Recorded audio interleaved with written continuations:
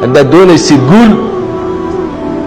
guushu waxay u baahan tahay dadaal, waxay u baahan tahay rafaad, waxay u baahan tahay inaad guntiga dhexda ka xidhatid, inaad ogaatid maalimaha nolosha adduunku waa maalimo kooban.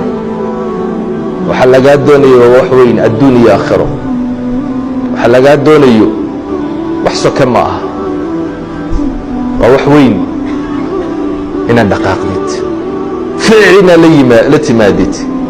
kuma lihi seef qaado oo orod, kuma lihi meelaha boodbood, qorshe dhigo.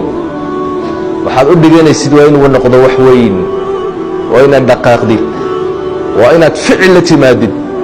laakiin inaad meel fadhidid waad ku uri. biyahu hadday dhaqaaqi waayaan oo meel ay fadhiyaan way uraan.